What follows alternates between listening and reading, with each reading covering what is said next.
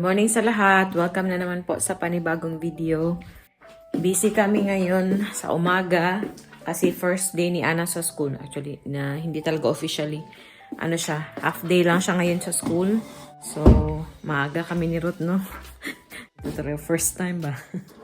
So, pinabaonan namin si Ana ng fruits. Hindi po siya magla-lunch kasama yung mga kids kay half day lang naman siya. So, yung baon niya, pinabaon ko sa kanya yung ano lang, yung tawag dito, fruits lang. Magpo-fruits po sila. And then, my water, my extra clothes, yun lang. Wala pong dadalhing notebook or mga gamit sa school ang mga bata kasi doon na sa school. Kanina pa kami ready. Wala pang time. Dito yung dalawa. Hey, Anna, good morning! Now, I'm going to school. Who's going to school today? Papa? Papa is going to school? Nee, ik. Are you excited? Papa, je hebt de uitspoelen. Kanina pa po excited si Ana pumunta sa school. Kaso sabi namin, hindi kasi ino-open yung school dito kung hindi pa almost time. Kasi 8:30 yung nagsa-start yung school dito.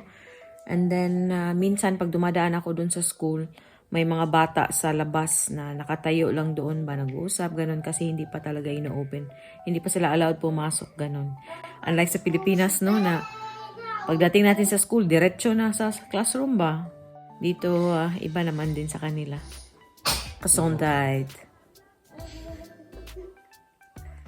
Are you excited to go to school? Yeah? But remember, you're not eating lunch with them, only fruits. Mama will pick you up at 11. Maar ik wil met papa mee naar de fiets. Ja, maar heen naar wel, hè? school. Papi? Met mijn fiets. Yeah. Sabi niya, ano daw, papunta doon, sasabay sa papa niya, mag-bike sila. Tapos ako maglalakad. Tapos mamaya, ako na mapipick up kay Ana. Ganun. So, happy Monday sa lahat. Monday po ngayon. Back to work si Ruth sa Monday. Wala siyang holiday. Pero holiday po dito sa Thursday. So, wala siyang pasok sa Thursday. Normally, sabi ko kay Ana, pag nag-school na siya, bawal siyang mag-TV. Kaso, ang aga-aga namin, guys. Excited kami lahat.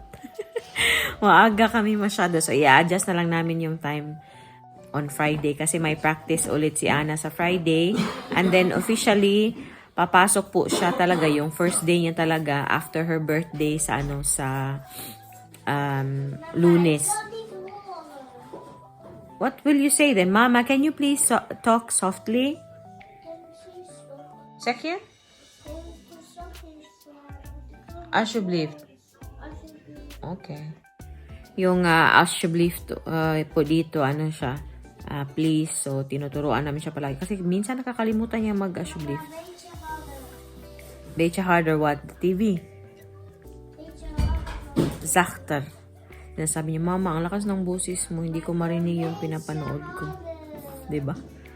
Okay. Baka na school. Dali. Dagway, oh. Dodong. Zo. Dodong. Afladen. Are you excited? To go to work. Yeah, To go really to school. Papa, zo is To take Anna to school. It's gonna do good. Yeah? This is not Anna's first time. This is her second time. But the first time, afternoon siya lunchtime pinapunta, 12 to 2. Kasi para makasabay niya yung mga bata yun doon sa pag-lunch. Sick yesterday, you told her. Ha? You told her already. Hindi ako nag-vlog yesterday, guys. Yung last na vlog na nakita nyo. Yeah, no, Nung andito yung mga friends namin na Pilipino. Pero, that night, Saturday night, nag-start ng magkasakit si Ana. So, doon po ako sa room niya natulog. Naglatag ako ng extra doon, foam doon. Kasi kinakabahan ako every time may sakit siya. Baka magkumbulsyon ba. So, pag feeling ko may sakit talaga siya, doon talaga ako sa kwarto niya natutulog. Sakto din, guys, kasi almost the whole night hindi siya makatulog ng maayos kasi mainit siya. So, binomonitor ko yung niya, yung temperature niya ba. Tapos binigyan ko na lang siya ng paracetamol. Parang umiinit siya ba. Hindi siya makatulog na maayos. Tapos clingy si Ana sa akin talaga, sobra ganyan naman talaga mga bata, no. Pag may sakit ba, clingy. Yun, the whole day din kahapon, medyo on and off yung kanyang lagnat. So, pinapainom namin ng paracetamol. Kahapon din, kasi nga wala akong tulog the whole night, masyado. And kahapon, sirot din siya kasi Ana. Nagpapahinga lang sila na half day, ganun. So, pumunta po ako sa city. Tapos, after 2 hours, bumalik na din ako dito sa amin, doon sa sentrum. Buti na lang ngayon si Ana, okay na po siya. Kahapon, medyo naging okay na siya. Pero, pinainom pa din namin ng gamot para sure talaga ba. So, ngayon, okay na po siya. Thankfully. Are you still sick lang? No. No, you're not sick anymore? No. Are you Papa's Maisha or Mama's Maisha? All your bed. Ah, heel good! Sabi ko, ano ka? Papa's girl, Mama's girl? Sabi niya, both daw. Mama, Papa's hated. Hey. No, I didn't say Papa is Maisha. I said, you are Papa's girl. You bent ang Papa's Maisha. Papa's geen meisje. Nee. Nee, Papa's geen meisje. Maar jij zegt dat wel. Nee, ik heb dat niet gezegd. Wat het Je nee? hebt er wel gezegd. Nee. Ja, maar dat weet ik niet. Zullen we gaan? Andere kinderen, they're already going to school. Shall we go? Ja. No, yeah, no. Excited, oh. Papa, ik wil naar school gaan. Maar B, show them your hair, B. B. Wow. B, closer. Oy, you show them your hair. nee, ik wil niet meer. Nee, dat hoeft niet, hè. Guys, nahalata nyo ba si Ana medyo boyish po? Medyo ano siya ba, siga. Je jas pakken, papa. Medyo siga tong batang to eh. Nee, oy, geen speelgoed daar. Hier spelen. Alleen niet gespeeld. Geen speelgoed daar, eh. So guys, alis na kami. Punta na kaming school ni Ana. Let's go. Let's go na. Alis na kami. Hindi po ako Ito pa rin yung sinuot ko kahapon, guys. Hindi na ako nagbihis. Binalik ko na lang kasi maliligo pa naman ako. Naghilamos lang ako ba. Let's go. Okay. Kiki. Nihintay na namin yung papa niya.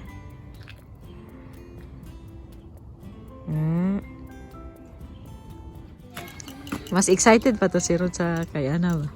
Di sila talaga magbabae guys. Maglalakad lang kami ng ganito.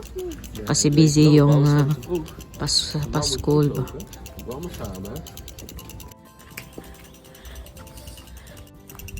It's gonna rain later, Dodong. Nee. Huh? Hij doet niet regenen. Straks well. Ja. Mura lagi Ja. correct yung bata. Gekkie. Moet school niet doen, hè. Of school niet doon, ha? Met de kindjes niet. Oo.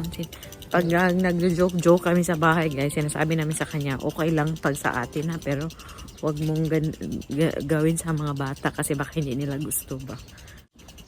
Yan. May estudyante na kami, guys. Ang bilis ng panahon. So, hindi na po ako mabivideo doon kasi bawal po doon sa school, no?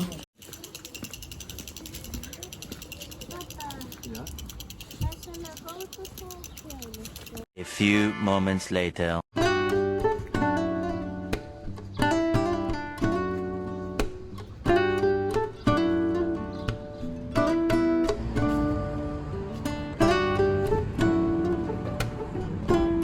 So, ando na po si Ana. Natin na namin sa kasirot pumunta na din sa trabaho. May mga parents doon na familiar ba sa amin na talagang bumati sa amin ba? No, excited ba kayo? Ang cute-cute. Yung mga nakasabay ni Ana sa playgroup ba? Or sa daycare, ganun. Nagpang-abot kami doon. So, papunta po ako ngayon sa bakery. Kasi yung suki namin na bakery, wala, close man kasi Monday. So, punta ako sa kabila.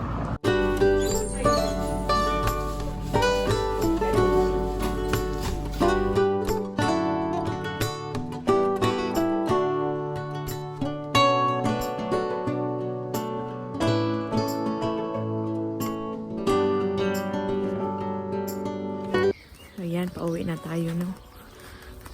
Parang wala akong mga kapitbahay. Ang tahimik dito, guys. Ay, hindi pala. Ayan, ito na yung dala natin doon. Galing sa bakery. Hi, guys. Bahay na po tayo, no? Ito yung binili ko doon sa bakery. Ayan, dalawang croissant. Natatakam po ako. Ayan, dalawang croissant. Masarap pa naman yung croissant doon. Pero, bawal po ako dito. So, this is for Ruth and Anna. Basically for Anna. And then, bumili din ako ng white bread na ganito. Gustong-gusto to ni Ruth. So, yan. And then, I also bought snack for Ruth mamaya. Ano siya? Waffle. Ayan. And then, ito. Ganitong bread. Ayan. Kahapon pala, kasi nga napunta ako sa city, diba? Pero umuwi ka agad ako, guys, kasi grabe busy na city. Kasi gusto ko sanang mamili ng mga gamit for Anna kasi pa-summer na, diba? Magagamit niya for school. Yung mga pants, yung maayos naman na pants ba? Kasi most ng mga pants ay pambahay, guys. So, yun, pang school, ganun ba? So, wala, guys. Dahil sa busy, ang nabili ko lang, medyas. So, yun, pumunta ako sa TK Maxx ng Eindhoven and nakabili ako ng medyas ni Anna. Ano na to? 2, 4, 6, 8, 10, 12. 6 pairs na. Oh, may nakalagay pala dito. Mga 6 pairs na socks. Yan. And, ito guys, nakukyutan ako masyado dito. Nung nakita ko kahapon, go na kaagad. Kasi matagal ko na pong gustong bumili ng ganito. Yung matchy kami ni Anna. I-insert ko po yung picture namin ni Anna. Yan. Matchy kami ng apron. Yan. And kay Anna, ito yung talagang nakita ko kaagad, yung apron for Anna. Kasi she likes helping out na po when I cook. So, yan. Or pag nagbe-bake, gusto niya, involved talaga siya. Nagbe-bake sila ng papa niya. Or when we make pancakes. So, yan. Suotin natin kung hindi siya pagod mamaya. Magagawa po kami ng pancake. Kasi nag-request si Ma'am Celeste ng ipakita kung paano ginagawa yung pancake namin ni Anna. So, yan. Matchy kami. And nagpicture na po kami kahapon kasi gusto na niyang suotin. Yan, guys. It's 9 o'clock. I have 2 hours para magligpit-ligpit dito. And then, ipipick up ko na din po si Anna. So, madali lang, no? Parang feeling mo ba ang dami mong time pag wala dito. Pero pag andito ka na sa bahay, ang dami mong nakikita ang gagawin, you realize, konting-konti pala yung oras.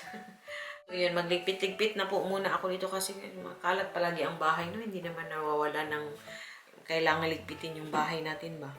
Si Anna, sanay po si Anna na pumunta sa school na.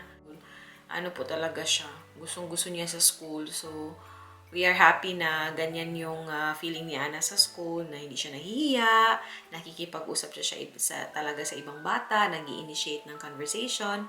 Hindi po siya mana sa nanay. Nahihiya po akong mag-initiate ng conversation talaga. Pero na lang sa trabaho, kasi iba yung sa trabaho ko dati. Talagang kailangan ako yung makipag-usap sa estudyante. Yun. Masaya ako na Anna she's a very friendly and also cheerful na bata. And happy siya na bata most of the time. So, yun. Excited po ako marinig sa kanya yung kanyang mga storya pag uwi niya ng bahay, guys. Also, update na din doon sa sa trabaho. Wala pa, guys, wala akong narinig. So, talagang sabi ni Ruth, huwag kang mag-expect kasi normally hindi dapat ganyan dito. Dapat may update ka agad or tumatawag ka agad sila sa'yo. Yeah, I find it a little bit strange na there's no feedback like so far. Kasi nga, nung nag-interview ako, nung nag-final interview ako, sabi nung nag-interview mismo na taga-company talaga, may feedback daw within a day or the day after. Pero, 1 week na, guys. 1 week na, wala mang feedback, wala ding tumawag, nag-email lang na wala pa daw feedback. Yun. So, parang sabi ni Ruth na parang strange daw ba. So, let's just, we'll see. Let's just wait for the email, if mag-email ba talaga sila. But I was told na for this role na ina-applyan ko, the training will start next week. So, di ba, parang ang late. So, hindi na po talaga ako nag-i-expect na may chance na pumasa ako doon. Maghintay na lang ako ng feedback. Move on na tayo, guys. May mga in-applyan na po din akong iba dito sa amin. Hindi customer service na role kasi yung customer service na role na in-applyan ko, English lang po siya. So, kaya ginrab ko yung opportunity kasi nga no need kong mag-Dutch bitaw. Yung Dutch ko pa naman ngayon, hindi pa panglabanan na level. Char. Joke lang. So, yun. Nag-aaral pa din naman ako ng Dutch. Pero yun nga, yung Dutch ko, hindi ko pa mailagal na talagang communicative level na yun ba. So, yeah. Ganun talaga ang life, guys. Magligpit-ligpit na po muna ako, no? Before pa tumakbo yung oras and then 11 o'clock na para may magawa naman ako dito sa bahay while wala si Ate. Yan, ready na yung aking breakfast or brunch, guys. Breakfast talaga. Hindi ako nag-fasting ng mahaba, guys, kasi puyat po ako. Ang ating first meal.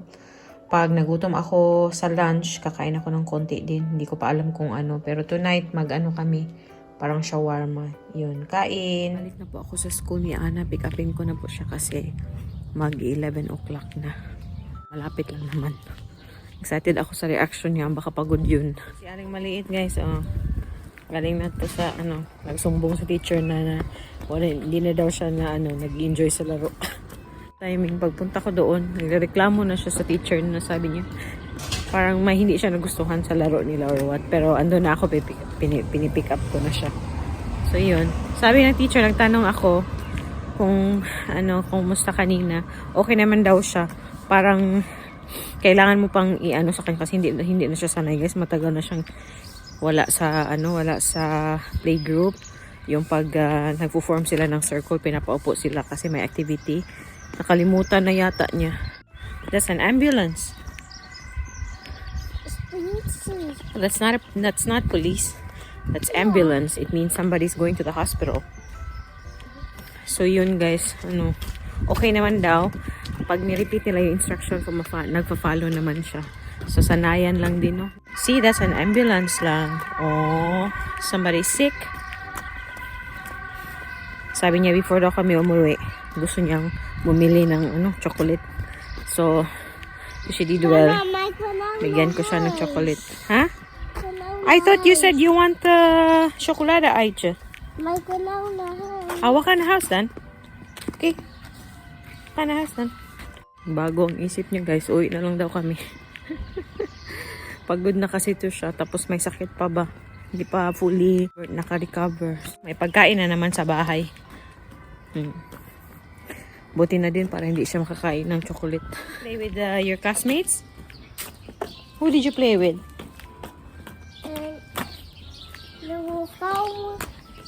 Michael is alles bij je.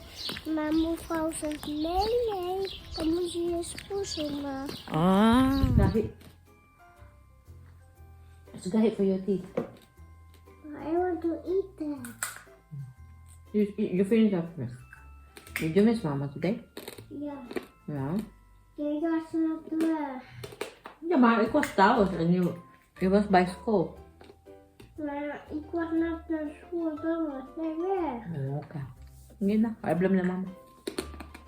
Blab na Mama. Namiss siya daw ako.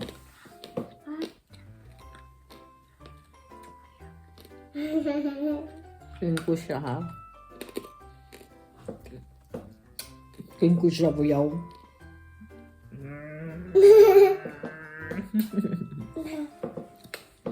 Pinanggap ka, Mama.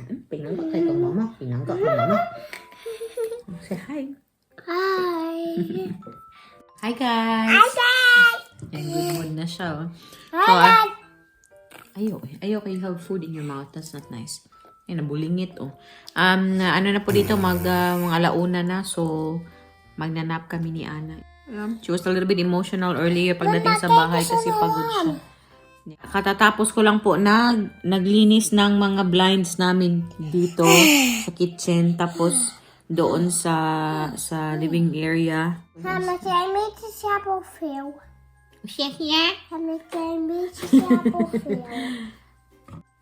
Are you gonna sleep? What? What do you mean? I'm gonna sleep in the bed. I We'll only nap for an hour maybe. Mama, kijk eens hier. Yeah, it's Beetje dirty. vies.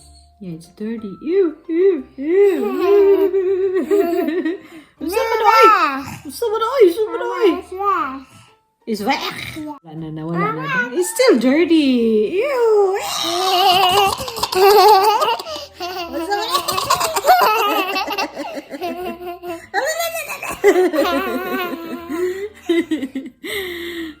Yan, pagod na pagod po to guys kasi may sakit pa. Ay, grabe. Thank you. Sige na, pagbabay sa nila. Na bye. Bye. See you later. Say see you later. Uy, there are titas watching you ba ya? They are watching you. Lili man daw guys. Si mama will just say hi na lang. Hi guys. This is Anna. My name is Anna. I'm Anna. No, I'm Anna. Oh, I'm mama din. Eh, crap ya. Just kidding. Gimuta naman ka lang eh. Sige na eh. Guys, mag-ano muna po kami no. Magpahinga muna kami ni Anna. Balikan ko na naman kayo later. A few moments later. Yan, si Anna, ano po guys, medyo masama na naman yung kanyang pakiramdam.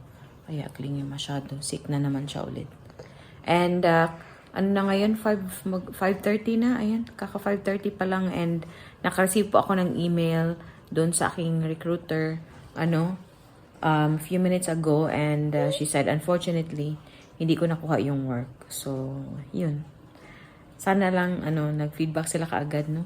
Pero, na-feel ko na talaga. But at least, alam ko na ba, no? Hindi yung parang naghihintay ka ba?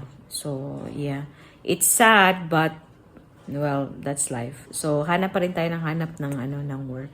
Kasi nga, di ba, si Anna kasi, mag-school na siya. So, I thought na mas may time na ako. So, yun. Unfortunately, hindi po para sa akin yung job for now. So, mag-apply pa rin ako, syempre, no? Kasi nga, mas may time na ako mag-work. So, yan. Mag-apply ako. May tumawag sa akin kanina. But, sabi ko, tatawag ulit ako bukas sa kanila. Yung ibang recruiter naman. Eh, hindi ko si Ana, maiwan-iwan ba? Hindi ako makasagot ng mga tawag today. Parang 3 beses ako tinawagan. Ang recruiter sa magkaibang company. So, yun. Let's see kung makakakuha tayo. Hindi naman po ako masyadong picky sa trabaho. Basta may iba't ibang experience lang tayo dito ba. In-applyan ko, English lang siya ba. So, although hindi ako magtuturo, but at least English lang yung requirement. Walang requirement ng Dutch. So, it was a good try. But ganun talaga guys, kung hindi para sa atin, hindi talaga para sa atin. Oh, you do it yourself, love. Noon sa naman nga. Masakit, hindi naman hindi na marunong kumain ng mag-isa. Walang kamatayang tomato soup. Kasi ito talaga yung paborito niya kasi since masama yung pakiramdam niya, nag-defrost ako ng kanina soup. Nagnap kasi siya. Yun kaagad yung hinanap. And sabi ko kay Ruth, magdala na lang siya ng mga ready to cook na pagkain kasi hindi ako makagalaw-galaw sa kitchen guys kasi ito lahat ng kahit saan ako magpunta kailangan andun din siya. Sabi guys, to the rescue kaagad yung aking mga biyanan. Pag nung sinabi ko kay Ruth, tumawag kasi yung papa niya. So sabi ng papa niya, pwede ba akong pumunta dyan? So dito yung papa niya. Yung mama niya tumawag din sa akin kaagad, okay ka lang ba? Ganito ganyan. Sabi ko, okay lang naman ako. Sabi niya, okay ka lang ba talaga? Sabi ko, okay lang ako. Ang cute nila. Si Ruth din guys, palagi akong check every now and then kung okay lang ba talaga ako. Sabi ko, okay lang ako. Ang cute naman nila. Okay naman ako. Siyempre, nasad ako pero hindi naman to end ng world. So, yun. Kasi alam nila na matagal ko nang gustong mag-try na magtrabaho ba ng full time kasi nga since nung dumating ako dito, part-time lang talaga ako and syempre sobrang malayo sa experience ko or sa linya ko yung part-time job ko dito, 'di ba? So, yun parang in a way parang siguro naawa sila sa akin or they feel na ano na nasad din sila para sa akin na hindi ako makapagturo dito ng madalian, ganun ba.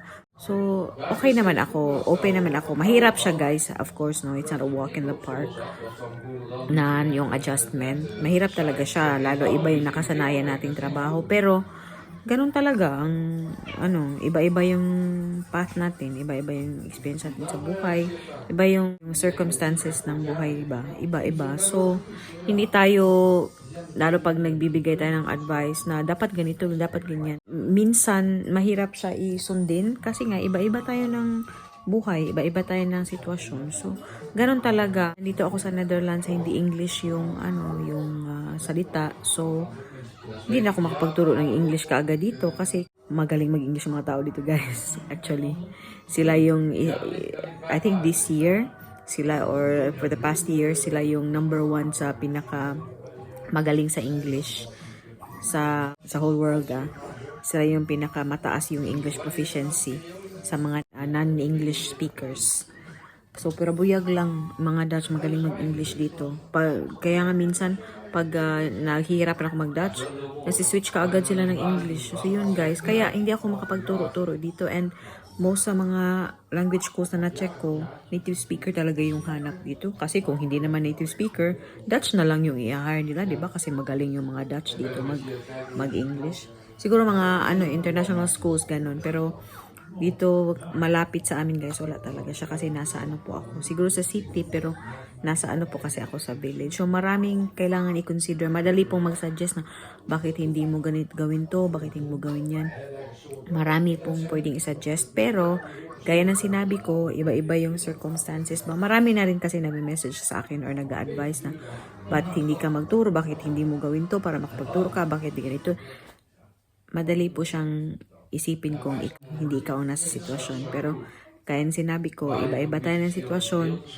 Yung priority ko is talaga yung anak ko, tsaka yung time ko with my daughter. So, kung anong mas easy sa akin or mas flexible sa time ng anak ko, tsaka family, yun, go po ako. Kaya ako, what do you want me to do with this? Hala, you give it to Papa. I cannot eat this. Binigay sa akin yung ice cream. So, ano ba yung sinabi ko, guys? So, yun nga. Yung priority ko po is yung time ko with Ana and my family. Marami na po akong pinagdaanan na bigat sa loob dahil sa adjustments ko sa work and ilang trips to a therapist. And then, the bottom line is, ang pinaka-importante yung anak ko, yung time ko sa anak ko.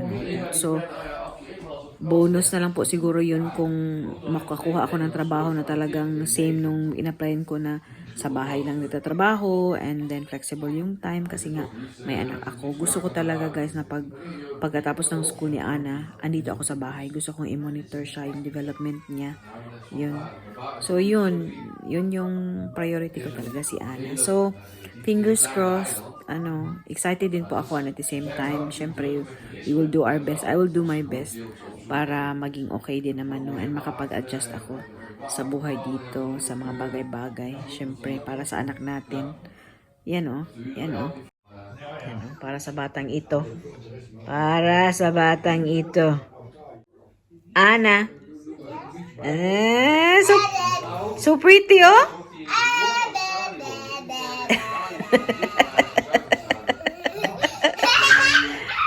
I love you. I love you. I love you. Mama, I want to watch. So yun guys, and i-end ko na din po yung ating pa-video kasi kung saan-saan na yung sinasabi ko guys. Ayoko maging seryoso masyado sa vlog. Gusto ko good vibes lang. So yun, maraming salamat po sa panonood and kita-kita na naman po tayo sa susunod na video. Maraming salamat. Duy, mush pabush. Si Rod po hindi makapag-goodbye kasi andito yung papa niya tsaka yung friend ng papa niya. See you! Mush babush!